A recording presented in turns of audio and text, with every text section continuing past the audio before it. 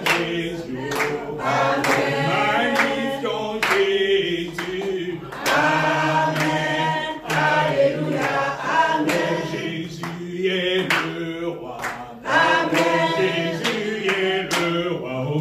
Amen. Jésus est le roi, Amen, Alléluia, Amen. Acclamons Jésus.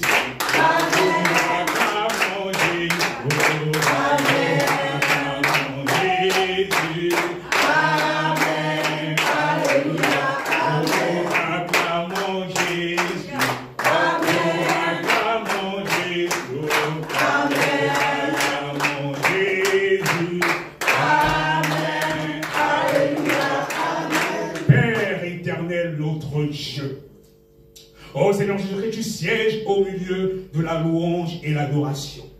Et là où 2 ou 3 personnes sont réunies, tu es là. Seigneur Jésus-Christ, nous avons la conviction que tu es là parmi nous. Amen. Oh Seigneur Jésus-Christ, c'est un privilège, oh Seigneur Jésus-Christ, d'annoncer ta parole. Mais je veux maintenant m'effacer. Je veux maintenant m'effacer afin que toi seul, que tu prennes le contrôle de ce moment, que tu prennes la première place, que tu sois l'alpha et l'oméga, que ce qui sortira de ma bouche ne vienne pas de moi, mais que cela vienne de toi et que cela serve pour l'édification de ton église et que cela produise du fruit digne de la repentance. Dans le nom puissant de Jésus-Christ de Nazareth, nous avons ainsi prié. Amen. Amen. On acclame très fort pour le roi des rois, le Seigneur des seigneurs.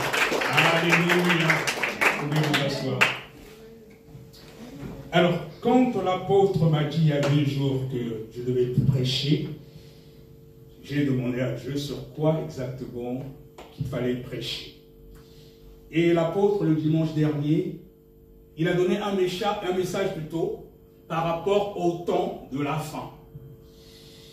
Et il y a des signes qui ne trompent pas. Les gens continuent à s'amuser, alors qu'il est important que l'Église puisse se préparer pour recevoir le Seigneur Jésus-Christ. Amen. Dans la Bible, il est dit qu'il viendra comme un voleur. Personne ne connaît l'heure. Et quand nous voyons les événements qui se passent dans le monde, on voit encore que les mariages entre les personnes de même sexe sont même autorisés maintenant dans certaines religions ou églises, bien qu'on sait que Dieu n'est pas dans les histoires de religion. Dans Matthieu 28, 19, le Seigneur Jésus a recommandé de faire des nations des disciples. Mais il y a beaucoup de signes qui montrent que les temps sont proches. Parce que l'abomination atteint maintenant son paroxysme. Et quand nous lisons la Bible, nous savons que c'est à cause de certaines choses que notre Dieu a envoyé le feu, il a détruit Sodome et Gomorrhe. Et encore, dans notre pays, dans le pays où nous vivons présentement, la France, on a vu le nouveau Premier ministre qui vient d'être élu. On connaît ses tendances. Nous savons qu'il est marié, qu'il est paxé à un homme. Donc en gros, il y a des choses qui sont une abomination pour des gens, pour Dieu plutôt, que les gens sont en train d'essayer de nous faire croire que c'est normal. Et on inculque même certaines valeurs qui ne sont pas de Dieu à nos enfants, afin que quand les enfants vont grandir, qu'ils croient que cela est normal. Et donc ce qui n'était pas normal, même il y a quelques années ici en France, quand on était homosexuel, cela on te prenait pour quelqu'un qui était malade. Il y a beaucoup de choses qu'on est en train maintenant de légaliser et c'est des choses qui entraînent la colère de Dieu. Donc il y a des signes qui ne trompent pas. En tant que chrétiens, nous devons être prêts à accueillir l'époux parce qu'il peut venir à n'importe quel moment comme un voleur. Alléluia. Alors nous allons prendre nos Bibles. Nous allons prendre nos Bibles.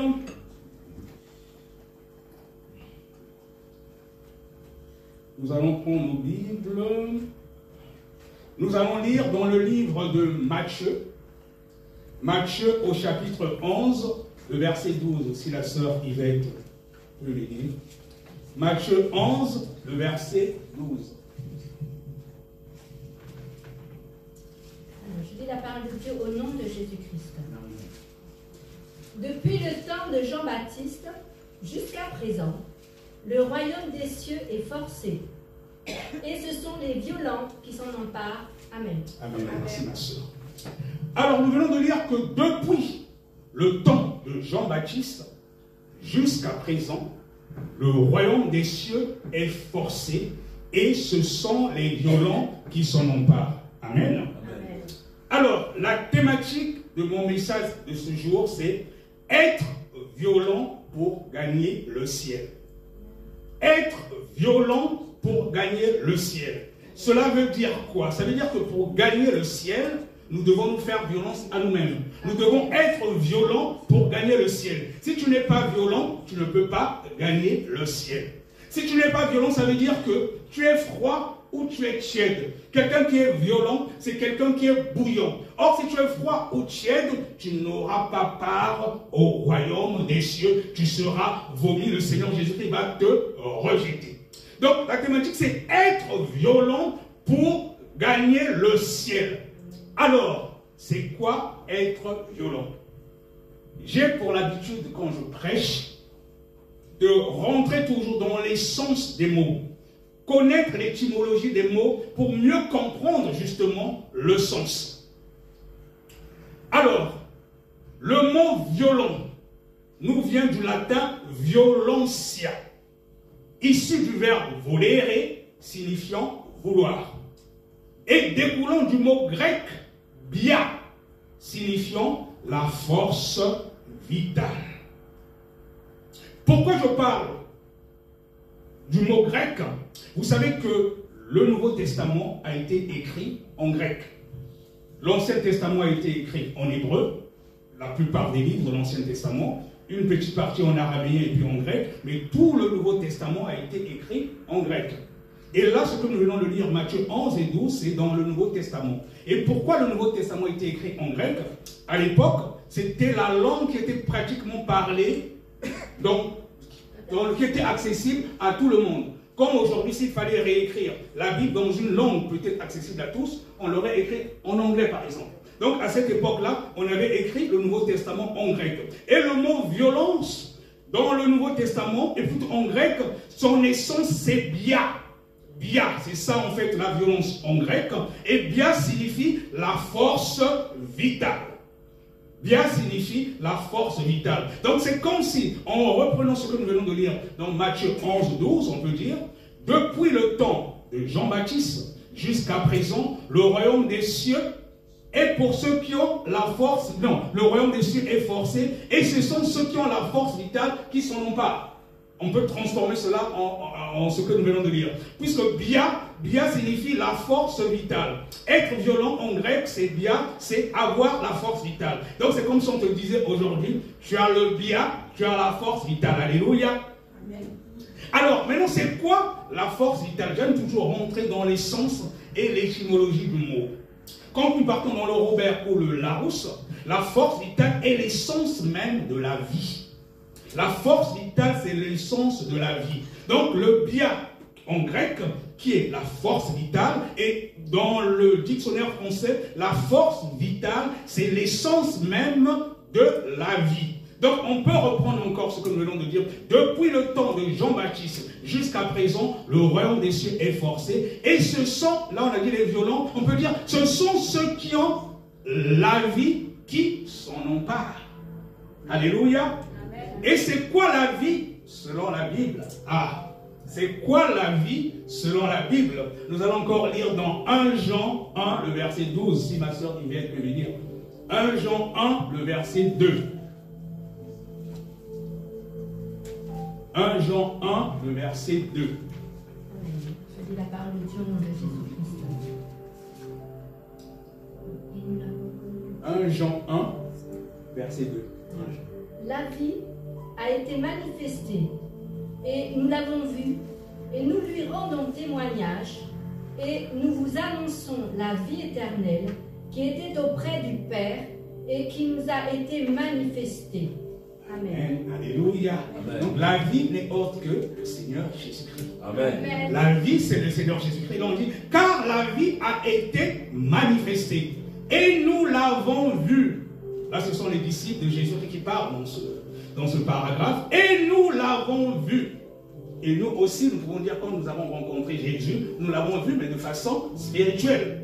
Car la vie a été manifestée et nous l'avons vu et nous lui rendons témoignage. Nous rendons témoignage en Jésus parce qu'il vit en nous. on ne peut pas rendre témoignage à quelqu'un qu'on ne connaît pas ou qu'on n'a pas vu. On dit, car la vie a été manifestée et nous l'avons vue et nous lui rendons témoignage et nous vous annonçons la vie éternelle qui était auprès du Père et qui nous a été manifestée.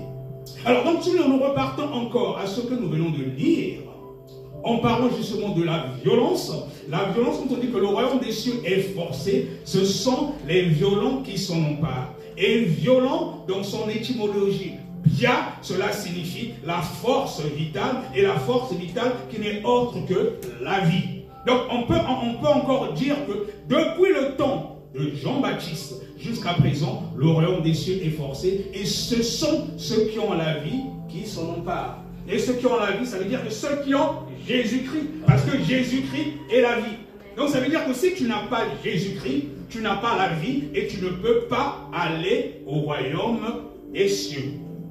Le royaume des cieux est forcé et ce sont les violents qui s'en emparent. Et pour justement avoir la vie, donc Jésus, il faut faire montre de sainteté en tout. Corps, âme et esprit, parce que le Seigneur Jésus-Christ est Dieu. Il est le Fils de Dieu et il est Dieu. Et la sainteté est le premier des attributs de Dieu. Amen. Donc ça veut dire que si tu n'es pas saint au niveau du corps, âme et esprit, tu ne peux pas aller au royaume des cieux. Le royaume des cieux est forcé et ce sont les violents qui s'en emparent. Ceux qui ont la vie, ceux qui ont Jésus-Christ. C'est cela. Donc, on ne peut pas aller au royaume des cieux du moment où on n'a pas la vie. Dans l'ancienne alliance, quand il fallait rencontrer Dieu, il fallait aller dans la tente d'assignation. Et c'est le souverain sacrificateur que, une fois par an, allait intercéder pour les péchés du peuple. Et on a vu il y a quelques semaines que quand il n'était pas saint, s'il avait même péché, il pouvait arriver qu'il y passe, il mourrait. Et parce que le lieu était tellement saint, c'est là qu'il y avait la présence de Dieu. Mais dans la nouvelle alliance, Dieu habite en nous au travers de son esprit. Et c'est pour ça que nous devons maintenir notre corps saint. Corps, âme et esprit de l'intérieur, mais aussi de l'extérieur. Donc si ton corps n'est pas saint, Dieu ne peut pas être là, tu ne peux pas avoir la vie ne peut pas être en toi, et tu ne peux pas hériter le royaume des cieux. Amen. On dit que le royaume des cieux est forcé, ce sont les violents qui s'en emparent. Pour être violent, il faut avoir la vie. Et quand tu as la vie, le Seigneur Jésus-Christ vit en toi. Quand tu n'as pas le Seigneur Jésus-Christ en toi, ça veut dire que tu n'as pas la vie. Il y a beaucoup de religions, aujourd'hui, je ne vais pas les citer, mais les religions qui n'ont pas Jésus-Christ, en vérité, ils n'ont pas la vie, ils n'iront pas au royaume des cieux. Les personnes qui sont dans ces religions-là, malheureusement, le Seigneur Jésus-Christ a dit, je suis le chemin, la vérité et la vie, nul ne vient au Père que par moi. Alléluia. Et la Bible nous dit aussi que rien de souillé ne rentrera au ciel. Le Seigneur Jésus-Christ viendra chercher une église glorieuse, sans tache, ni ride, irrépréhensible. On dit que le royaume des cieux est forcé, ce sont les violents qui s'en emparent. C'est-à-dire qu'une église qui a la vie, une église qui n'a pas de vie, le Seigneur Jésus-Christ n'est pas là, il ne pourra pas prendre, cette église ne pourra pas prendre part à l'enlèvement. Ça veut dire que si le Seigneur Jésus-Christ venait aujourd'hui, s'il trouve une seule tâche en toi, en moi, nous n'irons pas au royaume des cieux. Le royaume des cieux est forcé, ce sont les violents qui s'en emparent. Et c'est pour cela qu'il est important, tous les jours, au quotidien, si tu as connu un seul péché, que ce soit la calomnie, tu as peut-être calomnié ton frère ou ta soeur, il n'y a pas de petit péché devant Dieu. Il faut te repentir tout de suite, il ne faut pas laisser, il ne faut pas dormir avec ça. Parce que s'il arrivait même que tu dormes avec un seul péché, s'il arrivait que tu mourrais, tu n'as pas confessé ce péché, c'est l'enfer. Et il en est de même que lorsque le Seigneur Jésus-Christ viendra chercher son église, les personnes qui seront enlevées, ce sont les personnes qui seront prêtes ce jour-là. J'ai suivi un témoignage cette semaine qui m'a encore fait mal. C'est quelqu'un que le Seigneur Jésus-Christ a transporté en esprit un moment au ciel et il lui a dit qu'au quotidien, sur 30 personnes qui vont au paradis de par le monde, il y a 30 000 qui vont en enfer. 30 vont au paradis, mais 30 000 vont en enfer. Ça veut dire qu'il y a dans beaucoup d'églises, les gens croient servir Dieu alors que Dieu n'est pas là. Où il y a beaucoup de chrétiens qui croient déjà qu'ils sont accomplis, ça va, ils sont sauvés. Que tu sois pasteur, que tu sois apôtre, du moment que ta vie n'est pas en règle devant Dieu, tu perds ton temps. Beaucoup seront surpris au dernier jour. Mais ça fait peur. 30 personnes, sur 30 personnes dans le monde, 30 000 vont en enfer. Et c'est comme ça tous les jours. Moi, je sais qu'il y a, je crois que c'était la semaine dernière, même au sein de la mission Armée de prière à Abidjan, je crois que c'est le pasteur Gigaï qui avait prêché l'ancien roi sataniste. Il dit que Dieu l'avait montré que si le Seigneur venait aujourd'hui, il n'y a que 5 personnes qui seront sauvées. Donc cela signifie, ce n'est pas le fait d'être dépouillé intérieurement et extérieurement, mais Dieu regarde au cœur. Le royaume des cieux est très sélectif. Nous ne devons pas jouer avec notre éternité. Notre Dieu est saint et la sainteté, c'est le premier de ses attributs. On peut être dépouillé intérieurement, extérieurement, mais il faut que nous regardions aussi si notre marche est en conformité avec la parole de Dieu. Amen. Nous sommes peut-être dans l'église de foi, on peut sourire entre nous, mais derrière tu calomnies peut-être un frère, tu calomnies peut-être une soeur, il faut se repentir. Il faut se repentir. Rien de souillé ne rentrera au ciel. Il n'y a pas de petit péché devant Dieu. Cela ferait très mal que tous les jours tu as été à l'église, tous les dimanches et tout, et au dernier jour, le Seigneur Jésus-Christ dit qu'il ne te connaît pas. Faisons attention, bien-aimés, le royaume des cieux est forcé, et ce sont les violents qui s'en emparent. Alléluia. Amen. Alors, on va encore lire dans Colossiens 1, les versets 15 au verset 20. S'il te plaît, ma soeur. Colossiens 1, 15 à 20. Colossiens 1, 15 à 20. Amen. Je dis la parole de Dieu au nom de Jésus. Il est l'image du Dieu invisible, le premier-né de toute la création. Car en lui ont été créées toutes les choses qui sont dans les cieux et sur la terre, les visibles et les invisibles, trône, dignité, domination, autorité. Tout a été créé par lui et pour lui. Il est avant toutes choses, et toutes choses subsistent en lui. Il est la tête du corps de l'Église, il est le commencement, le premier-né d'entre les morts, afin d'être en tout le premier. Car Dieu a voulu que toute plénitude habitât en lui.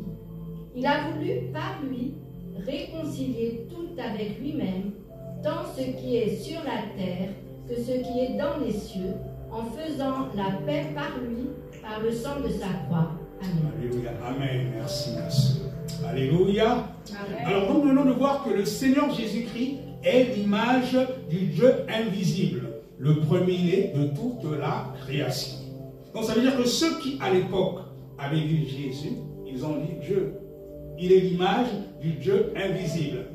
Et quand nous recevons le Saint-Esprit, le Seigneur Jésus-Christ vient habiter en nous. Donc cela signifie que c'est Dieu qui vient habiter en nous. Déjà dans la Genèse, Dieu dit créons l'homme à notre image. Nous sommes créés à l'image de Dieu. Nous ne sommes pas n'importe qui. Mais malheureusement, beaucoup d'enfants de Dieu ne se rendent pas compte de cela. Deux fois, nous avons tendance à trop parler du diable. On le lève, on le met à un niveau où, en principe, quand tu connais ton identité, tu ne devrais même pas trop parler de lui et on devrait même le négliger. Parce que nous sommes créés à l'image de Dieu. Même les anges ne sont pas créés à l'image de Dieu. Ça veut dire que nous avons de la valeur auprès de Dieu. Et quand nous vivons en conformité avec sa parole, quand nous menons une vie pieuse en Jésus-Christ, au moyen de son sang, ça veut dire que nous retournons à l'époque de la création, de ce que le Seigneur, notre Dieu, voulait de nous. Ça veut dire que nous revêtons l'image du début. Et c'est ça justement le rôle du Seigneur Jésus-Christ. Il est venu sur la terre pour nous réconcilier avec le Père. Nous avons vu qu'il a voulu, par lui, réconcilier tout avec lui-même, tant ce qui était sur la terre que ce qui était dans les cieux, en faisant la paix par lui, par le sang de sa croix. Amen. On dit souvent, quand nous lisons la Bible, on parle beaucoup de l'époux. Le Seigneur Jésus-Christ est l'époux. L'épouse, c'est qui? C'est l'Église. Et le Seigneur Jésus-Christ a payé le prix fort. Le prix fort, c'est quoi? C'est son sang. Ça veut dire que le Seigneur Jésus-Christ est l'époux, l'Église est l'épouse, le sang de Jésus-Christ, c'est la dot. Donc, le Seigneur Jésus-Christ nous a réconciliés avec lui au moyen de son sang, c'est la dot. C'est l'alliance avec notre Dieu. Et c'est pour ça que même quand on parle généralement du mariage, même dans le monde dans lequel nous vivons, sans dot, il n'y a pas de mariage. Même le Seigneur Jésus-Christ, on parle beaucoup de l'époux. Le Seigneur Jésus-Christ est l'époux. L'époux, c'est l'Église. Le sang, on considère comme si c'était la dot. Il a payé le prix fort. Ce que j'entends dans beaucoup d'assemblées souvent, il y a des gens qui font le mariage religieux. Bon, déjà, le mariage religieux, ça n'existe pas. C'est la bénédiction qui existe au niveau de la Bible. Il y en a qui se disent, bon, j'ai fait le mariage à la mairie, je ne fais pas le mariage, ou bien j'ai fait à la mairie, j'ai fait à l'église, ça me suffit. Il croit qu'il est marié. Mais quand il n'y a pas la dot, non, selon Dieu, c'est comme s'il n'y avait pas mariage. Il y a beaucoup qui croient être mariés, mais du moment qu'il n'y a pas d'autre, c'est comme s'il n'y a pas de mariage. Même le Seigneur Jésus-Christ, il a payé le prix fort par son sang. Donc ça veut dire qu'il a payé quelque chose, quelque part, pour mériter l'épouse. Et quand nous allons dans la Genèse, même on dit, quand Dieu a créé Ève, il a créé Ève comment? À partir de la côte d'Adam. C'est un peu comme si c'était une dot. Ça veut dire qu'Adam a mérité Ève par sa côte. Donc, dans le mariage, vous voyez toujours, il y a quelque chose qui est toujours là, comme une dot qui signifie, qui symbolise justement l'alliance. Et c'est pour ça qu'il y a des gens, deux fois, qui jouent avec la parole de Dieu. On voit même beaucoup de serviteurs de Dieu, des pasteurs, qui se marient, ils se remarient, ils se marient, mais devant Dieu, quand tu es marié, quand on t'a doté, c'est ce mariage-là, même si au niveau des lois de cette terre, vous êtes divorcés, devant Dieu, vous êtes encore mariés. Et c'est à cause de ça que beaucoup se retrouveront en enfer. J'ai été pasteur, j'ai été apôtre, mais tu t'es remarié combien de fois? Et alors que tu es, selon Dieu, tu es encore lié avec la personne à qui tu avais doté. Les gens se remarient n'importe comment. On joue maintenant avec l'alliance qui se cache derrière le mariage. Faisons attention. Même le Seigneur Jésus-Christ a payé le prix fort par son sang. Cela symbolise la dot. Et nous qui sommes des disciples de Jésus-Christ, nous devons marcher en conformité avec la parole de Dieu. À être comme Jésus, c'est cela, être chrétien. Alléluia. Alors on va encore lire Hébreux 12, le verset 24. On va faire un peu vite parce que le temps presse. Hébreux 12, le verset 24.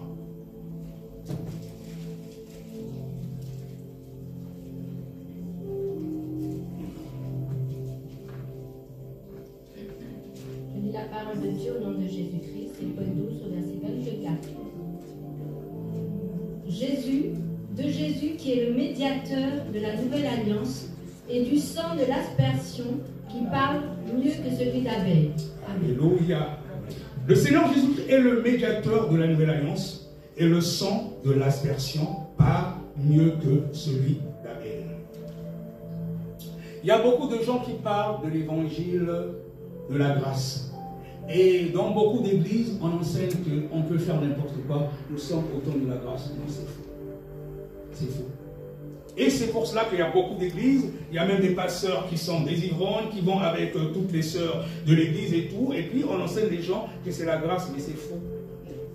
C'est vrai qu'il y a la grâce. Le Seigneur Jésus est le médiateur de la nouvelle alliance. Et le sang de l'aspersion parle mieux que celui d'Abel. Mais quand tu te répands sincèrement, c'est ça justement la grâce que nous avons en ce temps, parce qu'une fois que tu es mort, tu ne peux plus te repentir.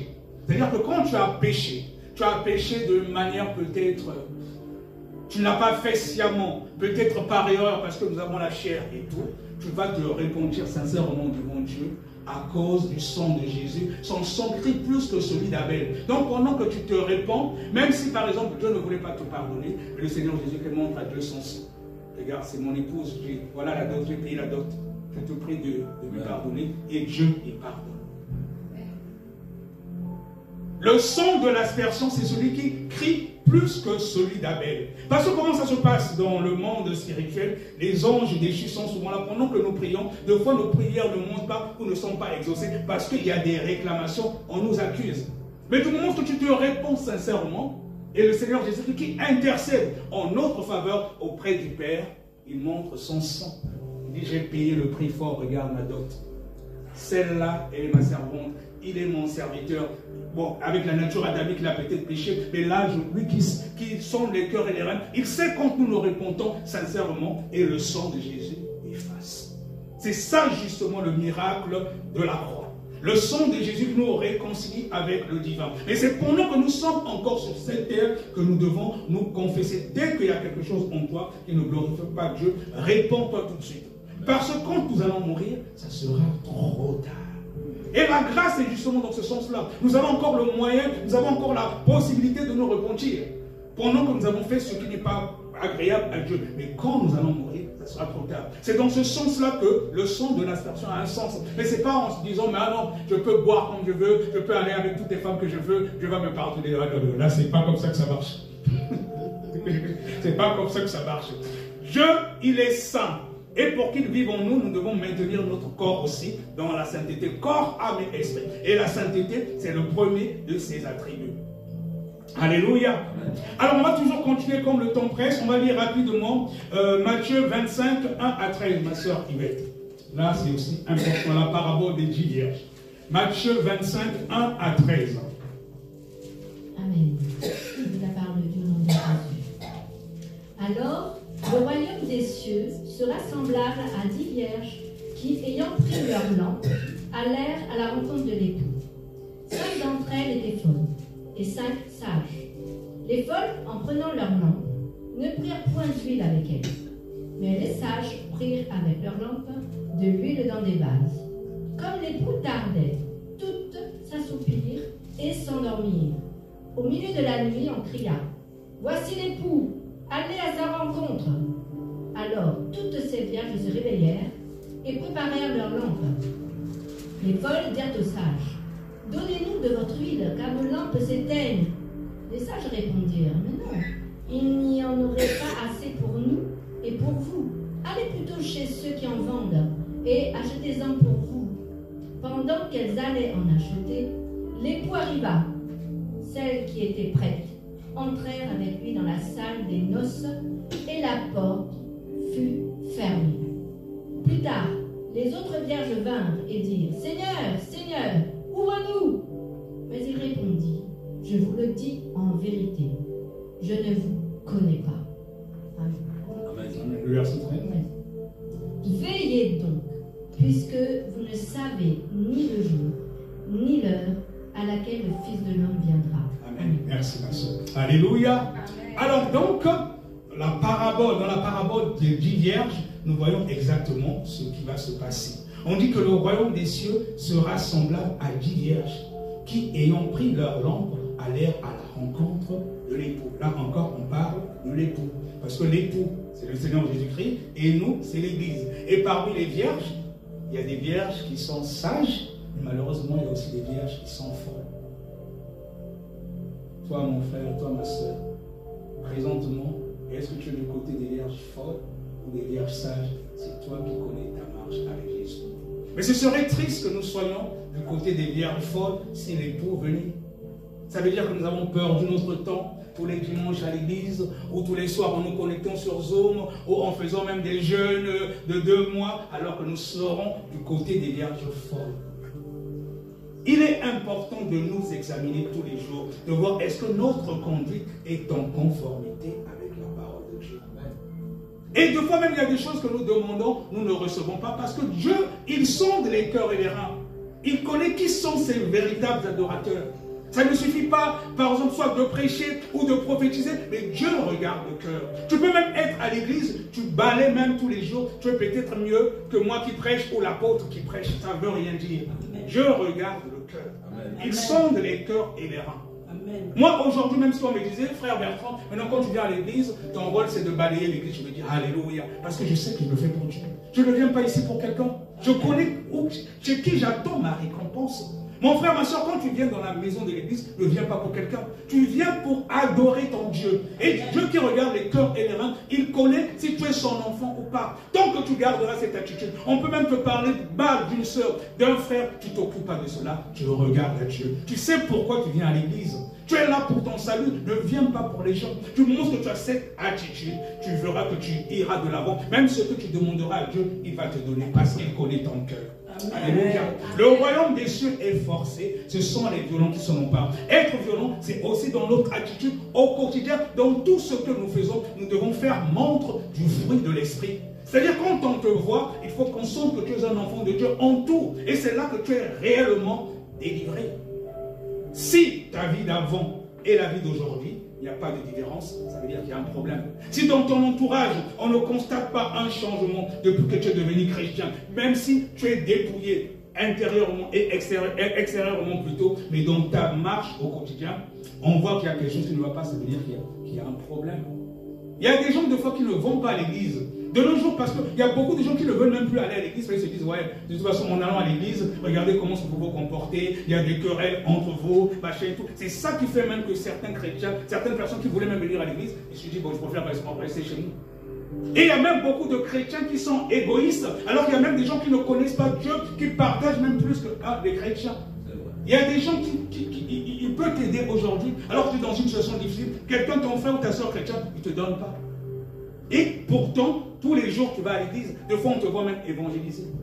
Ça ne veut rien dire si dans notre marche au quotidien, nous ne vivons pas comme Jésus. Voilà. Parce que le Seigneur Jésus a dit dans Matthieu 28, 19, de faire des nations ses disciples. Ça veut dire être disciple de Jésus, c'est être comme Jésus.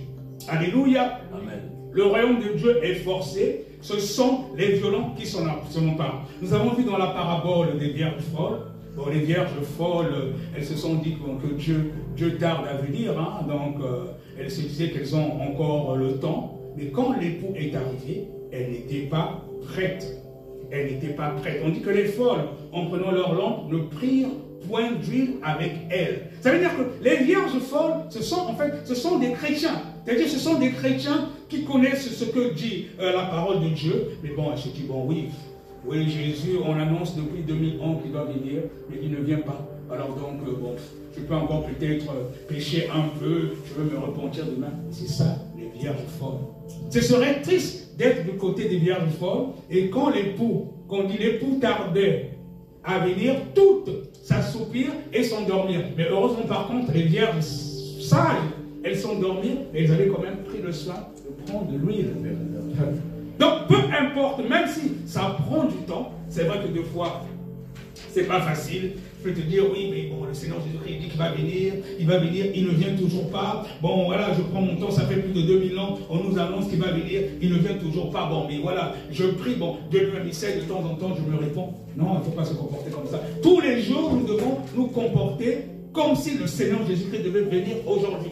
Tous les jours, nous devons demander à Dieu, Seigneur Jésus-Christ, si tu venais aujourd'hui, quoi dans ma marche par rapport à toi ne te glorifie pas encore? Montre-moi ce qui ne va pas dans ma vie afin que je puisse le confesser. Pour que tu ne puisses pas me trouver dans une condition du péché où il y a un seul péché, peut-être que j'ai oublié de me repentir et qui fait que je raterai le ciel. J'ai suivi un témoignage, c'est toujours dans la semaine, comme souvent même quand je suis au boulot, quand j'ai du temps, des fois, parfois, comme je suis seul dans mon bureau, des fois quand j'ai du temps de livre, j'écoute les témoignages. Là, c'était un chrétien, pareil que Dieu a transporté au ciel, et lui a dit que si tu mourrais aujourd'hui, tu iras en enfer. Lui ne comprenait pas. Mais pourquoi je vais aller en enfer alors que moi je suis quelqu'un d'assidu, je suis toujours là, je vais à l'église, je prêche les gens et tout. Or, on lui a montré, parce que souvent quand on transporte, Dieu transporte des gens comme ça, il te montre justement le fil de ta vie. Or, on lui a montré quelque part, il y avait un jour, il y avait deux femmes qui se battaient. Les dames étaient en train de se battre. Maintenant, lui, il est venu, il est parti intervenir, il est parti les séparer. En les séparant, mais comme vous voyez, des fois, parfois, les femmes, quand elles se battent, des fois, elles peuvent même déchirer les habits, machin. Et donc, il y a une qui a déchiré les vêtements de l'autre, et sa poitrine, c'était fait voir. Et ce frère chrétien, en séparant, il a regardé l'image, il a gardé cela. Il a gardé cela en lui. Il a gardé cela en lui, mais il ne s'est pas repenti. Et pourtant, il avait bien fait. Mais il a gardé l'image en lui, il ne s'est pas repenti. Et donc, deux fois, il arrivait qu'il pense à ça. Vous vous rendez compte? Et on lui a dit, à cause de ça, il dit, je ne comprends pas ma marche avec Dieu et marcher. Mais comment c'est ce que je me retrouve là? On lui a montré ça. Il a dit, ah, c'est à cause de ça. Vous vous rendez compte comment c'est sélectif? Il y a des choses, de fois, on joue, tu crois que tu es arrivé, alors qu'il y a peut-être des choses encore dans ta vie qui ne glorifient pas Dieu. Et ça fait peur. Ça fait peur. Le royaume de Dieu est forcé. Il a pu bien faire, il a séparé, il a gardé une image en lui. Or, ce qu'il aurait fait, c'était de se repentir tout de suite et de renoncer à cela. Mais il a gardé ça en lui, donc voilà, après, peut-être que ça a même entraîné des femmes de lui, qui sait. Puisqu'il a gardé ça en lui.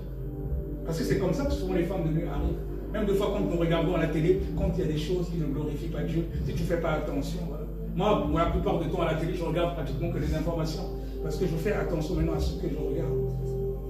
Ce monde est tellement pollué de tellement de choses. Et voilà, et si tu ne fais pas attention, le diable, voilà, il nous m'attrape partout avec des images qui ne glorifient pas Dieu. Si tu n'as pas une vie de consécration, mais tu peux facilement céder. C'est pour ça que le Seigneur Jésus a dit de prier sans cesse. Quand tu pries sans cesse, ça t'aide justement à chasser les mauvaises pensées. Et du moment que tu es tout le temps dans la prière, c'est ainsi que tu seras victorieux. Et sans la prière, ce n'est pas possible. Et même le Seigneur Jésus lui-même, pendant qu'il était dans ce monde, il priait tout le temps. Mais combien de fois nous qui avons cette nature adamique, qui est vouée au péché, sans la prière, tu ne peux pas. Même si tu as le Saint-Esprit en toi, mais pour garder justement la sainteté, il faut toujours être en prière. Te repentir tout le temps quand il y a quelque chose en toi qui ne va pas. Alléluia. Amen. Alors pour ceux qui disent que Dieu tarde à venir, on va lire 2 Pierre 3, verset 8. Ma soeur Yves. 2 Pierre 3, le verset 8.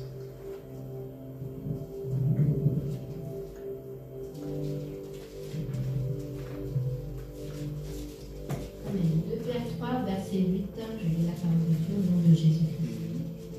Mais il est une chose, bien-aimée, que vous ne devez pas ignorer. C'est que devant le Seigneur, un jour est comme 1000 ans, et 1000 ans sont comme un jour. Alléluia. Amen. On dit, mais il est une chose, bien-aimée, que vous ne devez pas ignorer, c'est que devant le Seigneur, un jour est comme 1000 ans, et 1000 ans sont comme un jour. Donc il y en a qui peuvent dire, oui, mais ça fait depuis plus de 2000 ans, il avait dit qu'il va venir, il ne vient pas, je peux continuer ma vie. Non, c'est peut-être maintenant que le Seigneur Jésus va arriver. On peut croire que ce qui avait été dit, c'est comme si c'était quelque chose de lointain. Alors qu'on vient de dire que 1000 ans, ouais. Devant le Seigneur, un jour est comme 1000 ans. Donc ce qui a été annoncé depuis des années pour nous les humains, on peut se dire oui, le Seigneur Jésus est bon, il tarde à venir, oh j'ai encore mon temps, mais à l'époque de Noé c'était pareil. Les gens ont pris Noé pour un imbécile, machin, mais combien ont été sauvés quand il y a eu le déluge? Ça sera de même. Le royaume des cieux est forcé. Ce sont les violents qui s'en emparent. Nous devons laver nos robes tous les jours pour ne pas être comme des vierges folles. Amen. Ce serait triste que le Seigneur Jésus-Christ vienne aujourd'hui et qu'il ne puisse pas nous enlever. Et le pire dans tout ça, puisque quand il y aura l'enlèvement de l'Église, il n'y aura plus de Saint-Esprit sur cette terre. Il n'y aura plus le Saint-Esprit sur cette terre, ce sera le règne de l'Antéchrist, du diable. On va exiger à ceux qui vont rester, le pire encore, ce sont les chrétiens, qui ne vont pas accepter d'adorer la bête, mais ils seront tellement torturés. On sera torturés comme pas possible si nous ratons l'enlèvement. Nous devons nous battre pour faire part à l'enlèvement de l'Église. Parce que ceux qui vont rester, les chrétiens qui ne seront pas enlevés, on va tellement les torturer que beaucoup, malheureusement, la torture sera tellement compliquée, difficile, ils vont finir par accepter pour qu'on leur mette la marque, la bête 666. Or, si tu acceptes cette marque, c'est l'enfer pour l'éternité. Ça veut dire quand le diable sera détruit, quand il ira en enfer, et toi aussi, ça veut dire que tu iras en enfer. C'est pour ça que nous devons nous battre à faire part à l'enlèvement, à participer à l'enlèvement de l'Église. Nous devons être prêts tous les jours, nous devons laver nos robes, c'est important, parce qu'il y a très peu qui vont supporter la torture. Il y a très peu qui vont supporter la torture. Le pasteur Gigaï encore de l'armée de prière, lui qui est un ancien sataniste, il a parlé de cela. Il a dit, si tu es sûr que toi, de toute façon, si tu es papa, tu es maman, on va commencer déjà par torturer tes enfants. Ça va te faire tellement mal que... Il dit qu'il y a très peu qui vont accepter cela. Il y a des machines qui sont déjà préparées dans le monde des ténèbres. La torture sera tellement difficile que beaucoup vont finir par céder. Et quand tu cèdes, on te met la marque 666.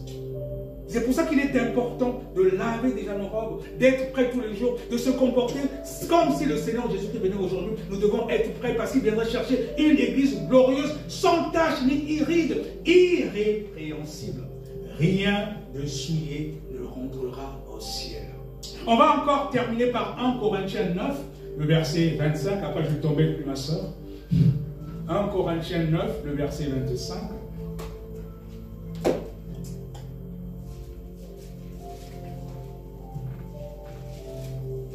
Je lis la parole du nom de Jésus. Tous ceux qui combattent s'imposent toute espèce d'abstinence, et ils le font pour obtenir une couronne corruptible. Mais nous, faisons-le pour une couronne incorruptible. Amen. Amen. Donc, nous voulons dire que ceux qui combattent s'imposent toute espèce d'abstinence. Ils le font pour obtenir une couronne corruptible. Quand vous voyez même les athlètes, quand ils vont aux Jeux Olympiques, machin, ils s'entraînent, machin, tout, c'est pour avoir une couronne corruptible. Mais nous, notre couronne, elle est incorruptible. Amen. Les gens peuvent se moquer de toi, ma soeur, que tu ressens maintenant à rien depuis que tu es dévié. Tu dis, alléluia, c'est pour la couronne incorruptible que je le fais.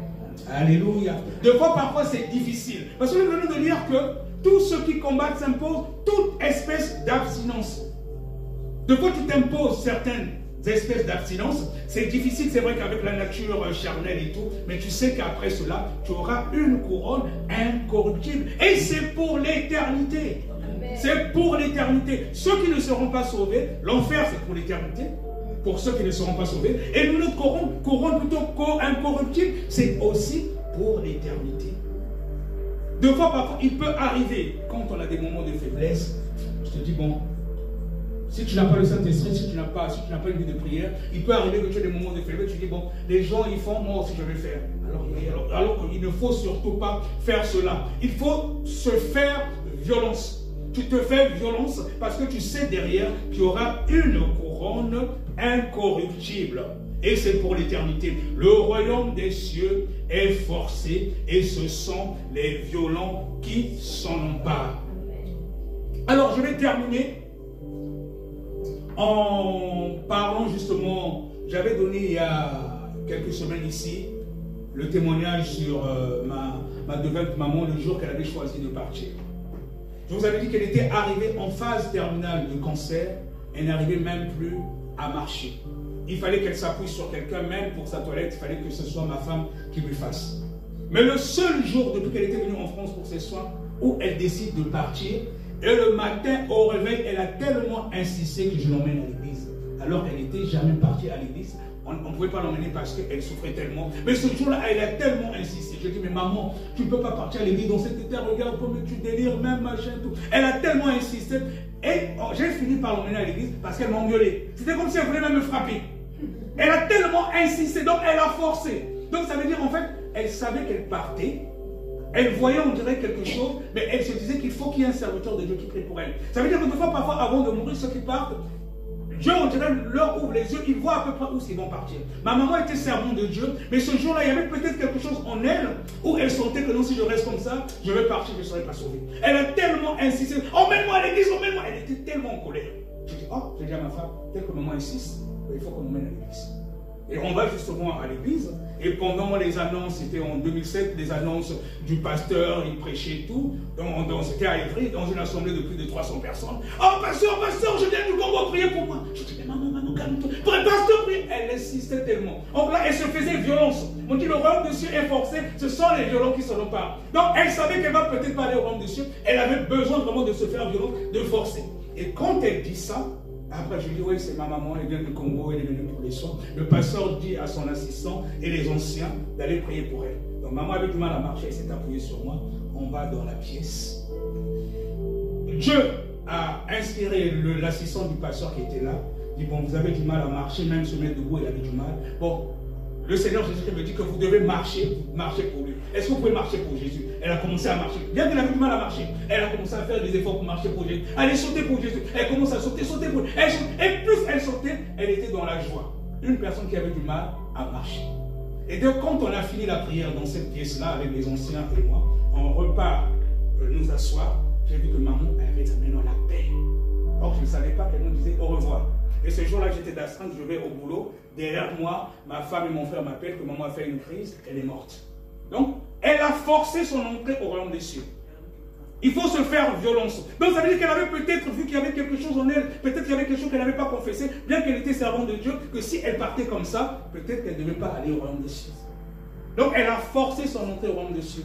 Tu peux prendre même encore l'exemple du témoignage de la sœur Flora, ta cousine, ce que tu nous as dit. Pareil, quand elle disait, quand on a demandé de renoncer à la religion catholique et tout, tu dis qu'elle avait même du mal voilà. Donc elle a forcé son entrée au royaume des cieux. Le royaume des cieux est forcé, il faut se faire violence. Ce sont les violents qui sont en place. On acclame très fort pour les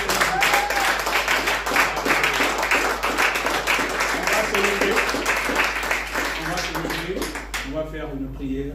Que le Seigneur Jésus-Christ nous aide. Amen. Alléluia. On va tous ensemble élever la voix. Père éternel, notre Dieu. Oh Seigneur Jésus-Christ, par rapport à ce moment d'enseignement.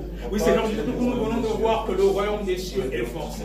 Ce sont les violents qui s'en emparent. Oh Seigneur Jésus-Christ, nous te prions de nous aider à marcher en conformité avec ta parole, Seigneur Jésus-Christ, afin que nous puissions combattre le bon combat de la foi jusqu'à la victoire finale. Oh Seigneur Jésus-Christ, nous te prions de nous montrer encore des choses qui ne glorifient pas ton nom, qui pourraient faire peut-être que nous ratons le royaume des cieux si tu venais aujourd'hui. Oh Seigneur Jésus-Christ, montre-nous ce qui ne va pas. Lave-nous par ton sang, purifie-nous, aide-nous à marcher dans la sanctification, afin que nous soyons prêts, Seigneur Jésus-Christ, à l'enlèvement de l'église glorieuse, sans héritage irrépréhensible, cette église que tu devras chercher.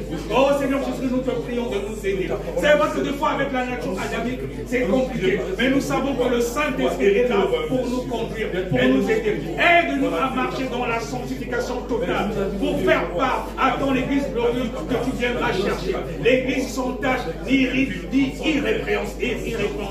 Merci Seigneur Jésus pour ta paix véritable que tu mets au travers de nous. Merci de ce que tu nous as encore parlé en ce jour. Merci de ce que ton esprit nous aidera encore à marcher en conformité avec ta parole. À toi la gloire pour l'éternité. Dans le nom puissant de Jésus, nous avons ainsi prié. Amen. On acclame encore très fort.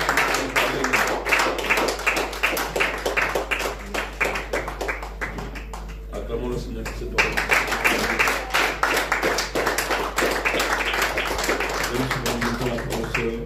En bon entendeur, salut. Amen. Parce que si le jour-là tu n'es pas sauvé, tu ne diras pas à Jésus que Seigneur, je n'ai pas entendu. Face à la caméra de ton jugement, il te montrera le frère Bertrand ou l'autre de Dieu Bertrand qui prêchait et qui te disait ce jour-là. Voilà.